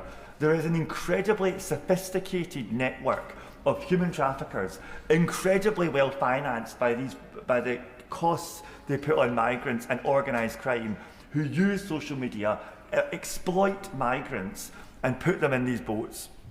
The government amendment, which I strongly support, is really important in criminalising this facilitation and advertisement of illegal immigration. My question for the Home Office would be, are they, as well as putting in place the legislation, properly stepping up their capabilities within the Home Office and their engagement with private sector and social media firms to ensure that it actually has the impact on reality? Because it will change the calculus of asylum seekers on their path to the UK if they can be given proper information and not misleading information by traffickers. On the opposition's amendment on data collection and international students, I absolutely believe that migration and public data on migration is incredibly important. The public want to see control of the immigration system. Transparency of the immigration system is central to that, and data is a key piece of that. However, I would argue that this amendment is not the way to go about getting proper data for the migration system and getting proper scrutiny of the migration system. That is partly because amendments on primary legislation will lead to selective publication, partial publication, mandated publication of data that is highly controversial and can be selectively and partially used by people on all sides of the migration debate to make their specific point. Far better to have official sources of public data on migration published in bulk, which we do currently have in Home Office statistics and ONS statistics, and also to support the organisations like the Migration Observatory and other think tanks properly scrutinising that data to equip us in this House and, more importantly, in the public and in the media to analyse the immigration system and see what interventions in policy are having desired effects. Finally, I want to just touch on the point raised by the Honourable Member for Perth and Kinrossshire, I think I've got that right, on the distinction between working with asylum charities and organisations that work with asylum seekers versus those who seek to facilitate the illegal entry, the organised criminal gangs. It is an important distinction. We do not want to make it harder to work for those supporting asylum seekers who often are very vulnerable people. And I have spent years, I was the chair of the Refugee Survival Trust, I've worked with local government on support for migrants and refugees. It is important we make that happen. But the point is, this criminalises the exploitation component of it. It does not, like we heard from the Minister's response, affect the work of migration organisations helping migrants themselves. So just in conclusion, Madam Deputy Speaker, it's really good to see this bill strengthened by further amendment from the government. It is really good to see that this bill will soon be becoming legislation. We need to get it on the statute book as soon as possible, and we need to see the Home Office operationalising the measures within it so we can actually start tackling this vile trade in human beings. Yeah. Minister to wind up.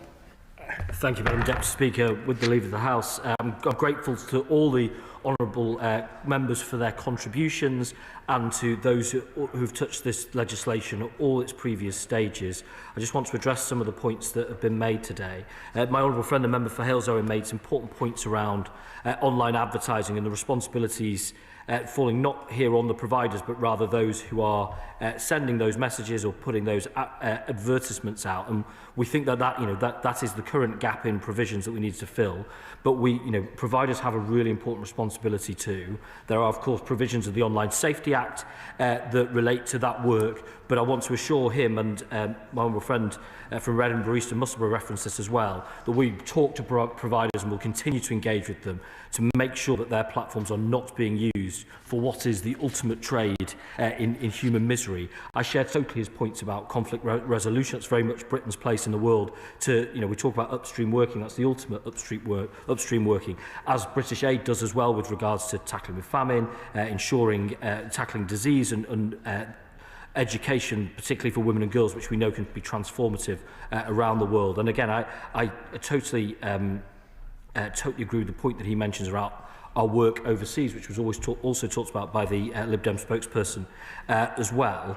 That work is crucial, that international cooperation is crucial, and I want to assure colleagues that that is something that we're doing day in, day out. As I always say, we had the pleasure of hosting the Berlin process in recent weeks, and as I said to all of my counterparts, as they also agreed, we are dealing with these shared challenges. The organised immigration crime networks that we're talking about today and addressed in this legislation are by their definition sophisticated and global, and we're engaging with them in different ways. So we have to make sure that that's as good a coordinated approach as possible. My honourable friend, the member for Edinburgh East and Musselburgh, I'd want to pay tribute to him as, with his long professional work in this space, but his work on the Select Committee as well, and I'm grateful for his enhancement of this and other processes. And he's right, at the root of this, and we can't miss this, at the root of this is death and misery, which is exploited by criminals, and we must tackle that, but that they are sophisticated in their networks, and that as their capabilities increase, so must ours, and that's the purpose in this legislation, both in being able to tackle where they advertise their services, but also in the tools we give our Border Security Command and beyond in order to tackle it. And I share totally his point on the value of data in its collective rather than any one strand.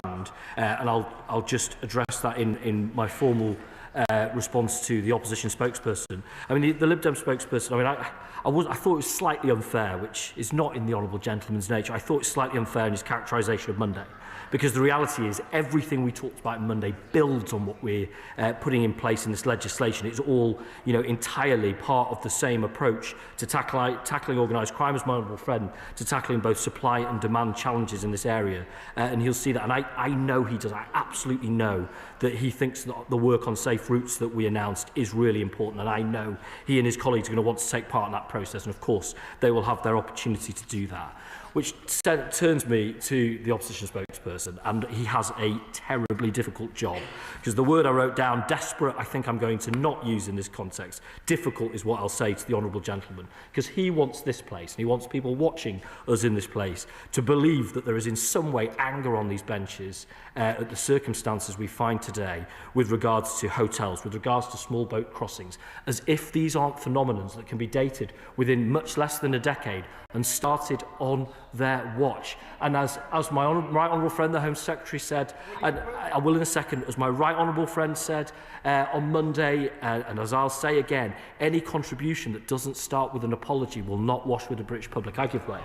Is he aware that before the election, and 9 months up to the election, the number of people in hotels have been reduced by 47%. It's now gone up. The number of people arriving in this country has gone up by 55%, while the number arriving in small boats and being removed has gone down. It's just not on. It's a car crash. Well, again, I know the honourable gentleman has to try hard, desperately, to defend the previous government's record and this failure. He knows as well as I do that the original sin in this is the 6-year head start that he and his colleagues gave to organised crime. And he now, of course, will chirp from the touchlines as we break that cycle. But we're getting on with the job, and they, of course, will talk about. But the thing I think I was saddest about, let's talk about the removal of the deterrent, because it's not quite in the subject to the amendments, and indeed not from the other place. But he talks, as his colleagues did the other day, about Rwanda. And I would just gently say, from the day that Rwanda was signed to the day it was scrapped, 84,000 people crossed the channel. So the idea that it in some way was a deterrent, I'm afraid, is for the birds. And until and unless, I will in a second, until and unless colleagues on the opposition front bench enter the real world, they are going to struggle for capability. But I give way. Those people who've arrived illegally in this country were going to Rwanda. Where are they now? The honourable gentleman will know. The honourable gentleman will know that in the 16 months in office for this government, we've removed 50,000 people who have no right to be. He really is. He can ask the questions, but he can't give the answers as well. I'm afraid I won't give way again. I'm going to finish my point. Our record in office is a 23% increase on what they managed to do with regards to removing people with no right to be here. Now, but Madam Deputy Speaker, we heard on Monday something very interesting from the Leader of the Opposition, and she committed the cooperation of the opposition front bench in what she said was such an important and shared endeavour. And we have an opportunity to test that today. Because the honourable gentleman heard what I said in opening. He heard what I said about the belief I have, as he said in his contribution, in transparency in this area and in building public confidence through transparency and statistics. He really does have to let me finish my point before I give way. That he heard our commitment to that. He heard the work that's going underway, which I hope he would take in good faith from me, having known each other for as long as we have done, that we do have that commitment to publishing stats that really mean that people know what's going on here. So he doesn't really need to support the amendment on that basis, but let him make a case. People out there are really deeply concerned about people arriving in this country, claiming to be children, arriving illegally, claiming to be children, the impact that can have on our education and care settings. This bill removes our ability to scientifically age verify some of these people, but more than that, since this government came to office, it stopped publishing the data. What has it got to hide? Why won't it publish the data on age disputes on arrival? I'm afraid, Madam Deputy Speaker, here we are.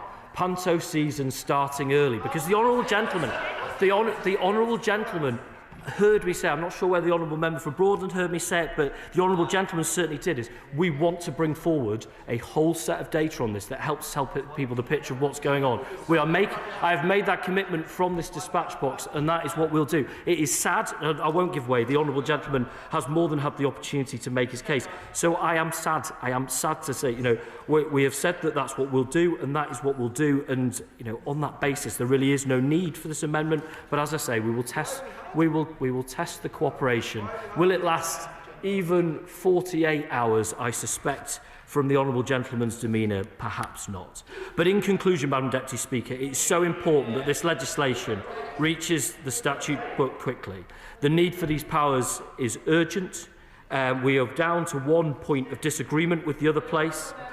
I will in a second. This bill is central to the government's actions to strengthen border security. It includes new transformative measures on delivering on our manifesto commitment to identify, to intercept, to disrupt, to prevent serious and organised crime through new criminal offences, through expanded data sharing capabilities and improved intelligence. It will disrupt organised crime groups' business models and reduce unlawful migration to the UK. I'll give way.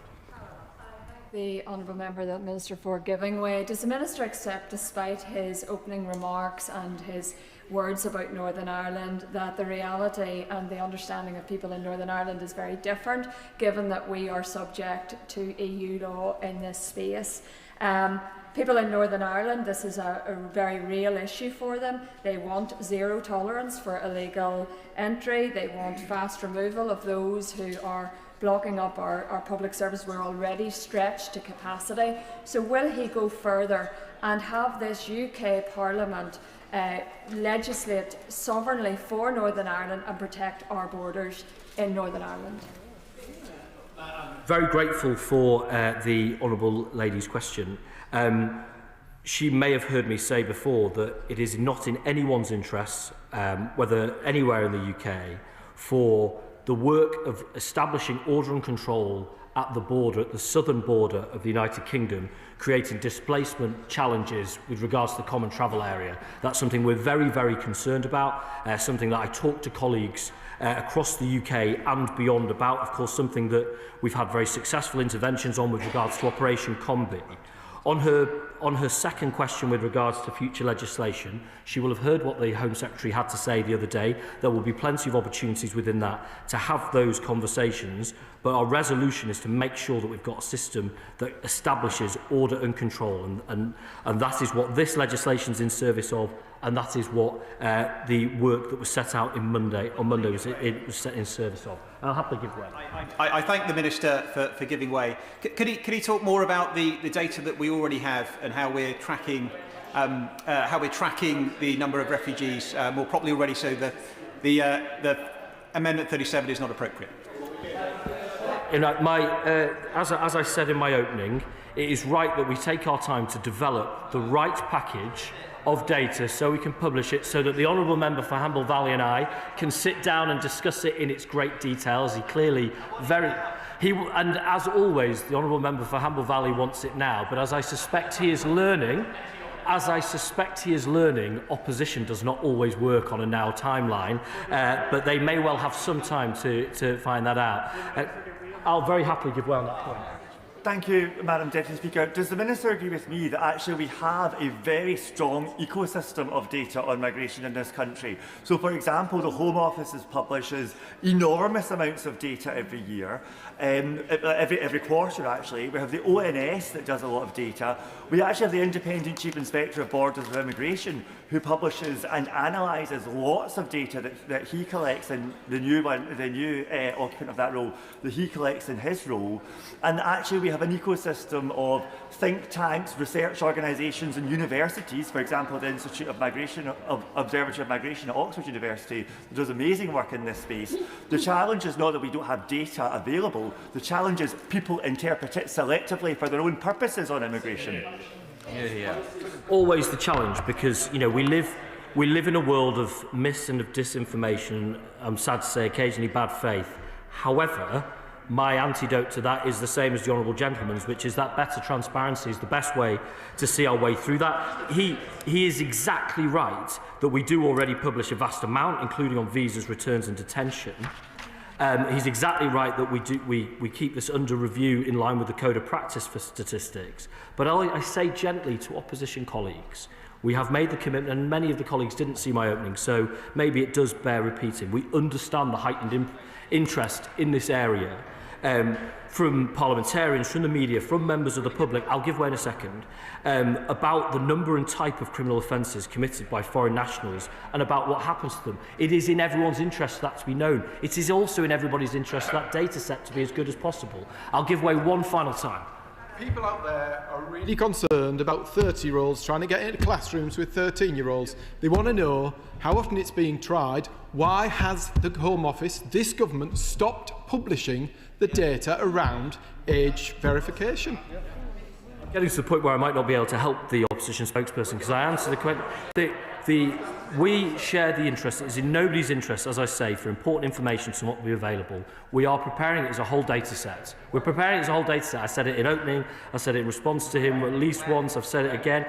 I hear the question of when, and as soon as we can accurately do so, that is what we'll do so. So there is a danger, Madam Deputy Speaker, there is a danger that we are down to perhaps the narcissism of small differences on this bill. I don't really think that this is the Honourable Gentleman's principal objection, but I know that he has committed from the opposition front bench, as the Leader of the Opposition did, their cooperation in making sure we tackle the pernicious crime of organised immigration crime and to make sure we have order and control at our business, at our borders. So on that basis, I beg to move and I look forward to their cooperation.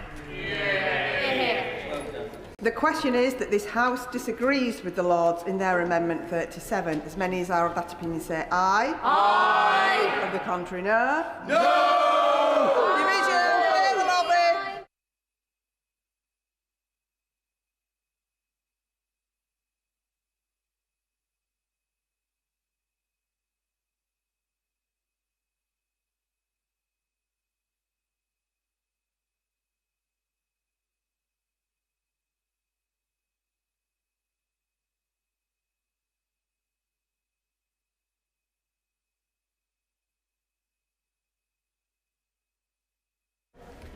The question is, as on the order paper, as many as are of that opinion say aye. Aye. Of the contrary, no. No. Tellers for the ayes, Nezil Calixcan, Stephen Morgan. Tellers for the noes, Jerome Mayhew, David Timmins.